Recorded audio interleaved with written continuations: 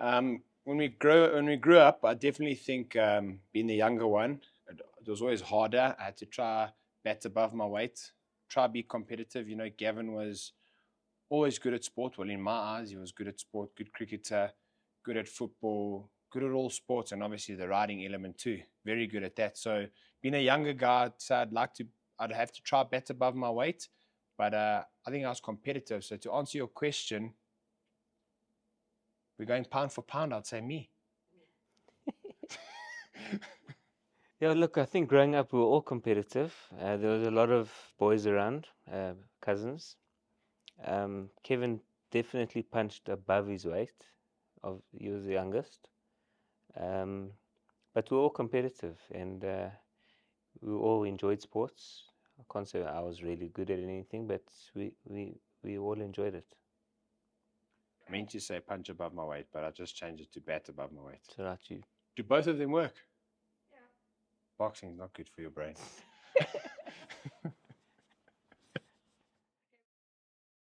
I think people be surprised to learn that Kevin's the joker of the household. He makes everyone laugh. The clown. That's Is fair. that good? That's fair. I think what people don't know about Gavin and what they'd be surprised to know is you've never met anybody who takes longer to get ready than this man over here. If laid back, the definition of laid back in the dictionary is Gavin Lerena. Fact. That's a fact. I think the boxer's got the better reflexes. He's missed a lot of punches. Have I? Sure. Who's got the better reflexes? See, I don't want to be. You can't, not to say that I'm being biased towards him, but I think, you got to dissect it. A jockey is making split-second decisions in a race. So maybe it's a different element, or it's all relative. So I'd say our reflexes are on par. I slip punches, he takes the split-second decision to take a gap. It's all relative. Yeah. I think, look, it always crosses my mind. I wonder if I got really, really sick and lost a lot of weight, if I could still be competitive. No, jokes aside, I think horse racing is hard. What these guys go through in terms of having to lose weight on a daily basis to make a certain weight on the day. But having said that, would I be competitive? I don't know. Can I ride a horse? Yes, I can. Do I know what to do? Yes, I know what to do. But would I be competitive? I don't know. But would I have a go? Most definitely. Yeah, look, the boxing ring's a lonely place. But in saying that, I'd love to get in the ring. Love to put a pair of gloves on and knock the hell out of someone. Well, these jockeys fight in the jockey ring now and then from time to time. So it's not like it's foreign territory. Most definitely. I think I would never ever tell Gavin how to ride a racehorse. I'd never ever tell him what to do. But I'd always try not just motivate him, but give him advice that is relative to sport itself, not to maybe horse racing, because you can't tell this man how to ride a horse. You can't tell him what pace to go. You can't tell him when to send the horse. You can't tell him, you can't tell him much. He's the pilot. He knows what he needs to do. I know what I need to do in the ring, but I can say to him, look, I mean, back yourself. You're better than you think you are. You are the best.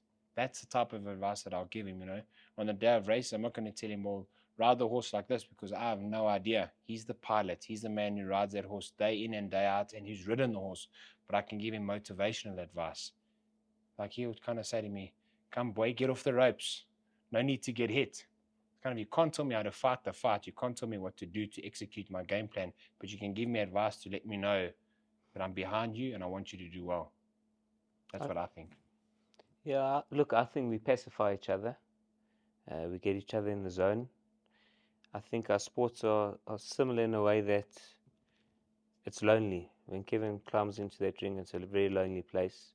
And when those starting gates open, I'm on my own. So I think we relate in a lot of ways. They are different sports, but we do relate in a lot of ways, and I do think we pacify one another. We get the best out of one another. Yeah. things happen very quickly in a race, so you got to be in the zone, and decisions win races, and winning is what we do. Mic drop. Mic drop. That was good. That was impressive. I think the biggest thing is not acting in aggression, not acting out of aggression, staying true to the game plan, because when you make those, wouldn't call it, those reckless decisions, that's what's going to cost you the fight. When you don't think what you're doing, it's very hard to say what I think about it and how do I stay relaxed in the ring, because it's a blur. Just as like a race, it's a blur. So if I think back on fights, sometimes you can't even remember. It's not because you're getting hit, but it goes by so quick. But you got to take it round by round. I think that's the key, is round by round, each round by each round, because it's forever changing. What you're throwing, he's trying to counter what you're doing. Your plan for him, he's got a plan for you. So it's about constantly adapting. I think that's the key, is you have to learn how to adapt. And I think maybe the same in a race. It might not go the textbook way. The trainer or the owners or you as the rider might think they're going to break out like this and it's going to go like this. Well, guess what? It does completely the opposite. It's what you do to adapt. And it's the same as a fight. I think your ability to adapt is what keeps you calm. What you see on YouTube in the highlight reels is not always what the opponent presents in front of you. There's been many fights of mine, I thought a guy's going to come out this way, and he comes out the complete opposite way, and I have to adapt in that moment.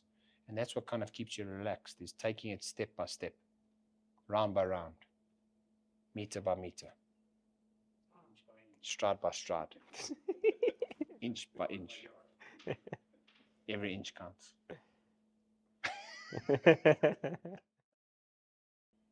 The physical injuries, the emotional stress, the toll that both sports take on both our bodies is tremendous. We can write you a thesis on injuries and list the pages on what's wrong with us, but it's the ability to wake up every morning, put that behind you, and work towards your goal. We all have a goal, a common goal, short-term goal, medium-term goal, long-term goal, but it's dealing with the problems and staying sane. And I think what staying sane for us is doing what we love. The day you stop doing what you love is when insanity hits, I think. So if you can do what you love and keep those close to you, it just keeps you sane in the moment. Dealing with injuries, dealing with hardships, dealing with the ups and dealing with the downs. I mean, dealing with the ups are sometimes a lot harder than to deal with the downs. It's like when you can have a massive fight, you win. The next day you feel so low. That's because of that adrenaline that your body is releasing and those endorphins. The next day is a complete dive. It's a complete dump. So it's every day, step by step. Jokes aside, even though we said it before, it's taking it day by day and assessing each day, day in and out, because every day presents something different. Different injury challenge, different challenge. You might have a different race, different horse, different fight, different goals. So just got to take it day by day, and that's your ability to stay relaxed and in the moment. I think it's just always been in our blood. My father was a jockey, and obviously I always wanted to follow in his footsteps. And it's all I ever wanted to be. Being on the farm, being around the horses. The Lerena name in racing's been going on for years, steeped in tradition. My great grandfather brought horses from Argentina to South Africa to race. My grandfather trained briefly. My uncle Spark was a jockey trainer.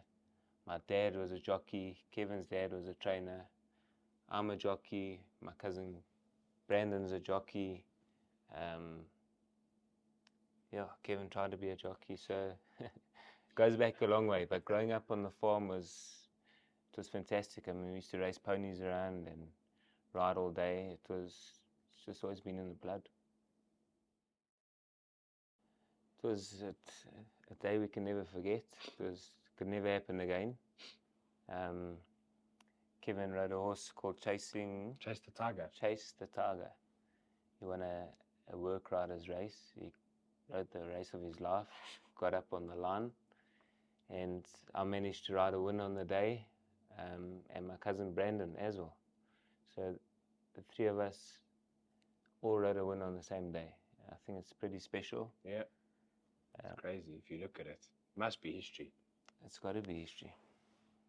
Well, especially because he's 110 kilos now. You know, growing up, it was where the love for horses came about was they were always riding. You know, so from as young as I can remember, it was always trying to learn how to ride. There was a pony. I lived on a farm on a plot, and there was a pony that was there. It was almost like the family pony, and that poor horse got ridden non-stop, like we were jockeys. And you'd fall off and get back on, fall off and get back on. The horse would buck you off, you get back on, and that's pretty much how it was. And I remember when I was 7 years old. When I was 7, I started like trying to mold myself as a jockey. You know, I think at that time, if I'm not mistaken, Gavin must have been about 12 or 13, and we'd race against each other on the farm against my other cousin Brandon, and my other cousin Stephen would come along now and then, but we'd really race against each other and try simulate a race. We'd literally have like 8 races. We had 3 different ponies. We'd race each pony 8 times to simulate 8 races. That's how in love with the sport we were from a young age, because it's all we knew. That's what we grew up in. But in the same time, we're playing sports at school, being very competitive in sports as much as we could. But the love for racing started there. And then when I was 9 years old, that's the first time I rode a racehorse at work in the morning at Rankiesfontein. Which is unheard of at that age. My dad took me to the training center at Rankiesfontein. Actually took Gavin and my cousin Brandon, sorry. And he went to a trainer called Diane Stenger. A lot of people might be familiar with her. She's still training horses now on the circuit, still having winners. My dad says, I got these 3 apprentices. I want you to put them on. She looked at us, and obviously 9 years old, you're small. I think Brandon was 14, so most apprentice jockeys look like that. I think Gavin must have been about 15, maybe 16. He was riding work at the time. Brandon and I have ridden ponies on the farm every single day, never sat on a racehorse in our life. And off we went. Brandon went and did his thing. I went and did my thing. Diane's thing, I'll never forget, she told me, canter this horse from the 600. Okay. So I took the horse onto the track and cantered back and back to the ring. And that was that. The bug bit, and rode work ever since then. From the age of 9 till I stopped riding racehorses, probably the age of 15. I rode work every single weekend and every single school holidays that I could. So that's pretty much how it started for me. 9 years old, cantering a racehorse, 500-kilogram machine on the beach at Rankiesfontein. It's not a lie, it's the truth. You can ask anybody, ask her. And now we sit here as a boxing champion. It's pretty surreal. If you tell people the story, they'll think this guy is definitely punchy. Can't believe a word that he says. But it's the truth. Yeah, I mean, 9 years old to handle that 500-kilogram athlete. What he did that day was just phenomenal. Another blur. Like if I look back, I think back, I was like, what was I thinking? What was my dad thinking? Yeah. What was he thinking? But that's what my dad was about. You know, he was like all in. He'd be like, he would want to make the horse piss off with you or try to back you off and find it funny. That's just that was his personality. So I think we got a lot of very similar traits. Yeah, so for us, it's not just maintaining your weight for a race that's in 2 months' time. For us, it's day in, day out. We've got to watch it. We've got to take care of it. Obviously, we've got to try to eat the healthiest way possible.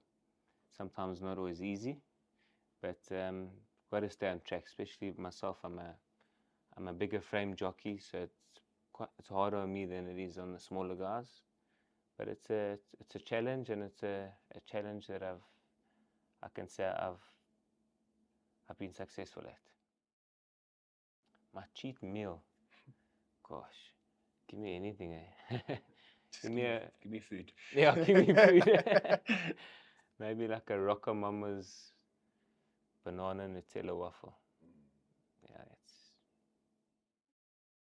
Look, obviously, being a fighter, you know, in this bridgeweight division, I don't have to cut massive or copious amounts of weight. When I was fighting cruiserweight, it was very different. I was pulling about 12 to 13 kilograms. You know, it has its pros, but it also has its cons. So for me now, I dial in my nutrition when I prepare for fight. It's very much performance inspired. So I don't really have to worry about consuming too much sodium or too much salt because it's going to retain water. Now it's just about eating the foods that are going to give me the most fuel but I'm not going to put on unnecessary fats or make me sluggish. So it's performance-inspired nutrition. And in doing that, my weight will naturally come down with the volume of training I'm doing. My cheat meal, I'm a massive sweet tooth. I have a massive sweet tooth, but I'd say two things. A Haagen-Dazs caramel biscuit ice cream, the big tub, 5-liter one. And I'm a massive fan of Nutella. That's a cheat meal. Okay. Haagen-Dazs, not a spoon, not a scoop, the tub. Okay. Definitely the tub. Nutella you'll take with the spoon. I put the Nutella on the Haagen-Dazs.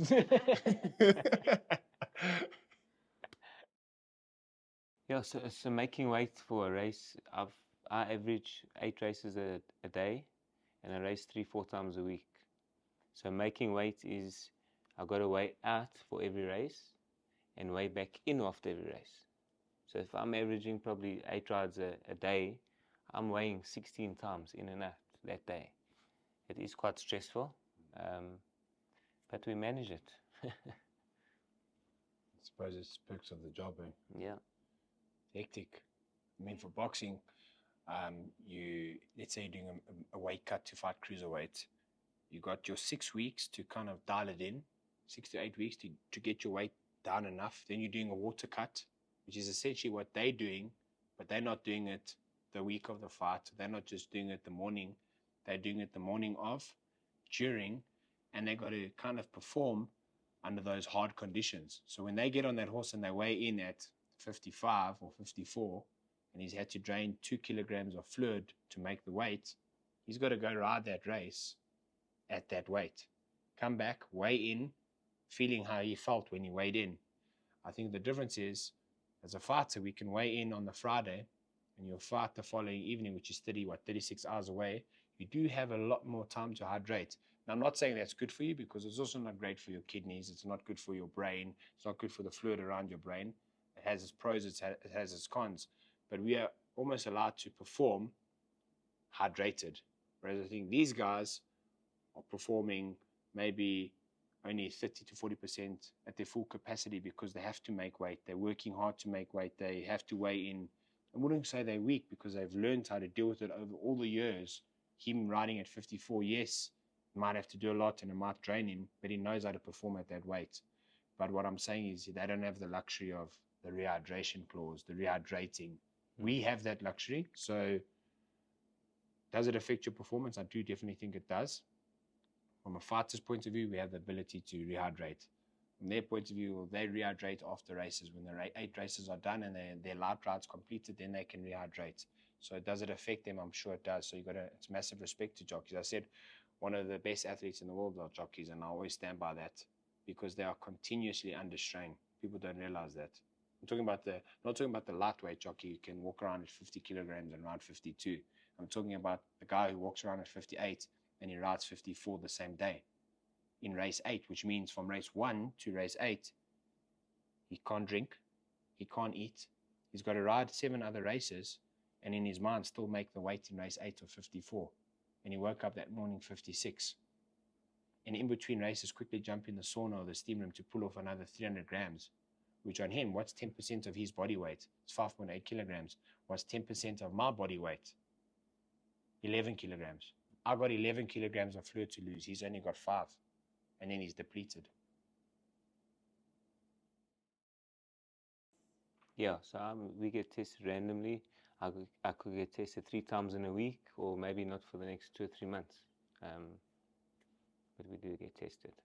Test for everything, obviously recreational drugs, codeine, the works. Yeah, I think it's the same. It's very governed sports. I see racehorse riders or racehorse jockeys very similar to like F1, Formula 1 drivers. They're piloting a horse, other guys obviously piloting the car. We get tested a lot too. We get tested randomly, especially at championship level. They rock up at any time. Before a fight and after a fight, we tested blood and urine, sometimes just urine. So yeah, it's rigorous. I think in both sports, there's a lot of policing and governance in both sports, I'd say.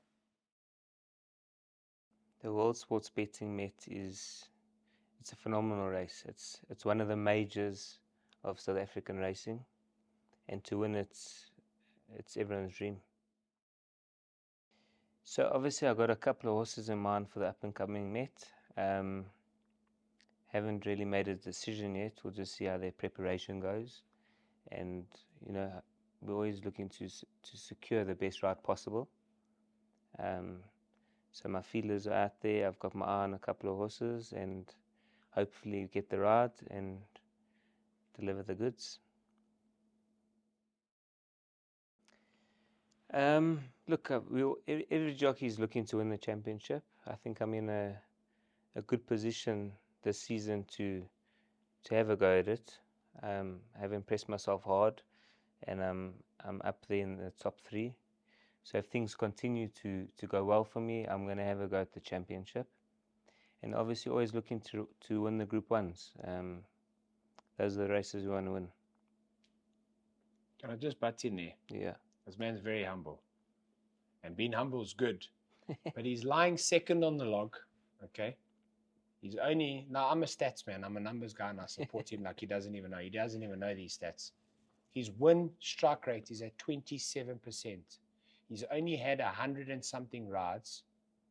I think he's had 50 wins, if I'm not mistaken, 49 or 50 wins at a 27% win strike rate, where his other competitors are on 300 rides. The guy sitting first or the guy sitting third. This man's only had 100 and something rides, and his win strike rate is at 27%.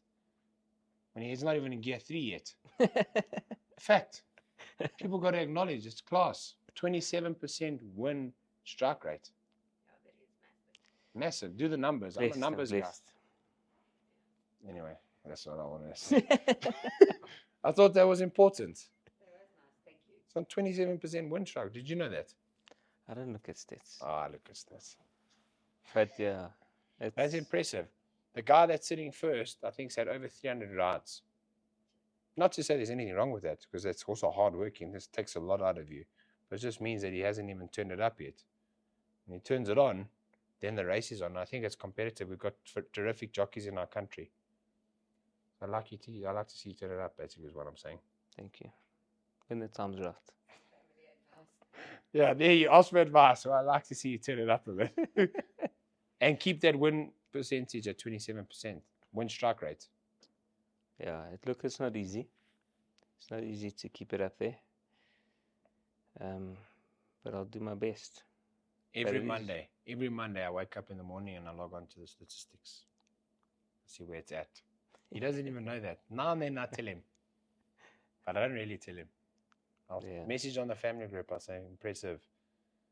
But that's really impressive. 27%. That is win strike rate. Well, obviously my wife Vicky's involved in racing. She's doing the interviewing now. She was a jockey previously.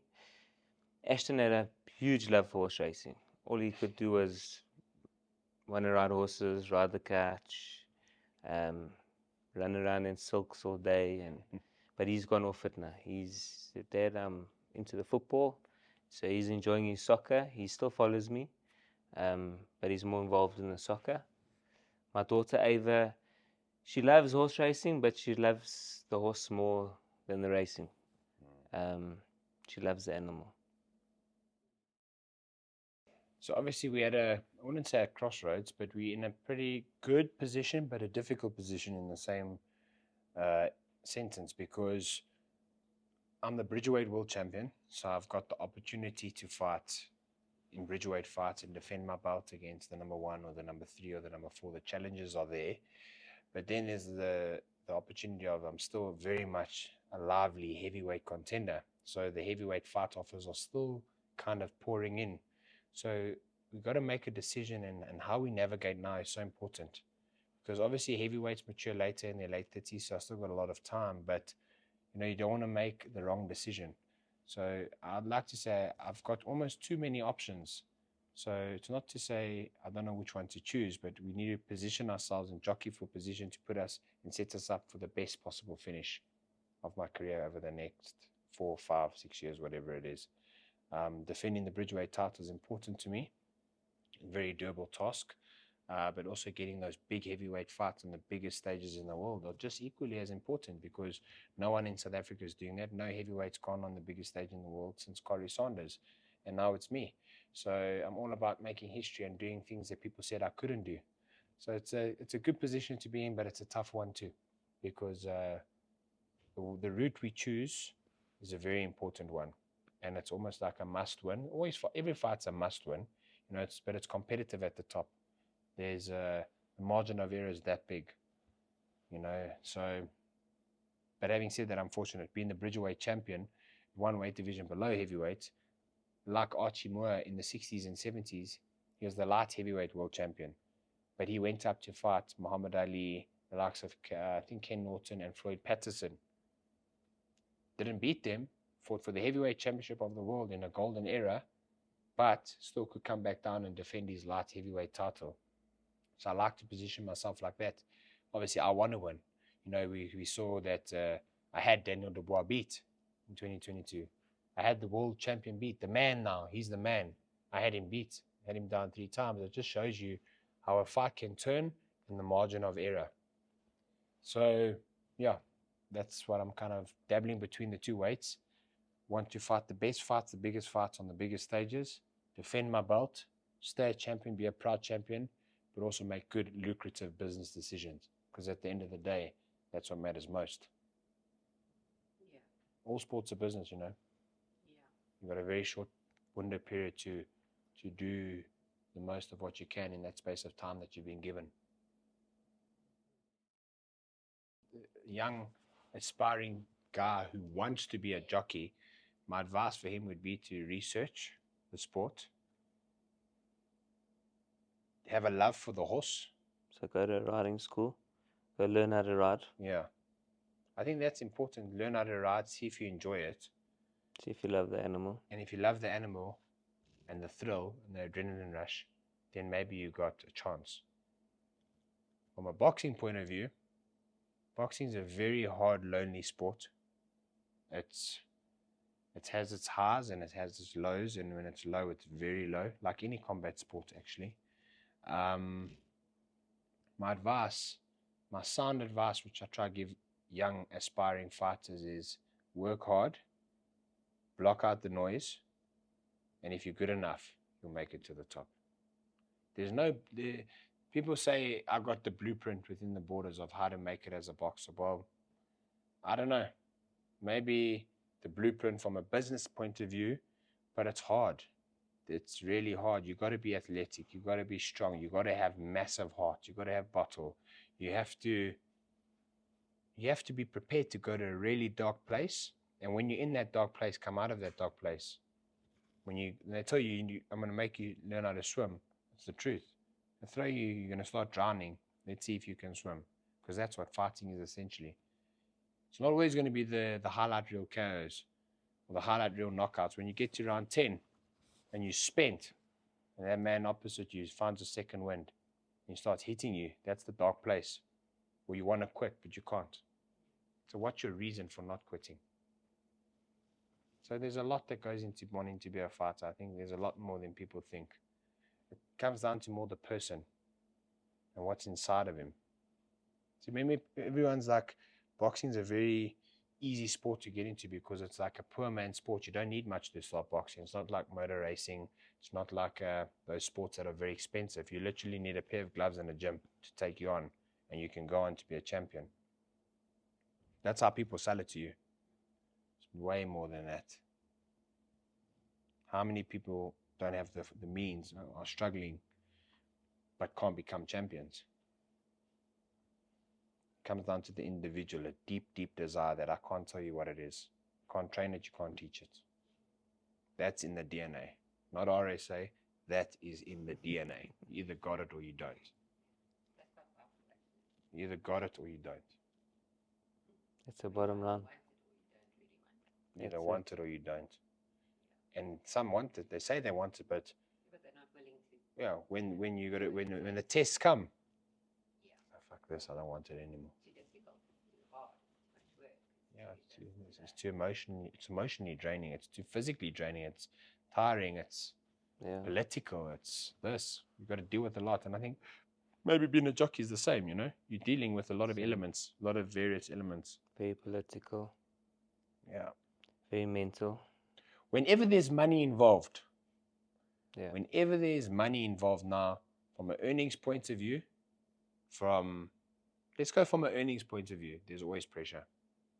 Because somebody is backing you from, I'm not talking like a betting point of view, but backing you as the individual. So a racehorse trainer backs him to ride his horse because they expect the best result.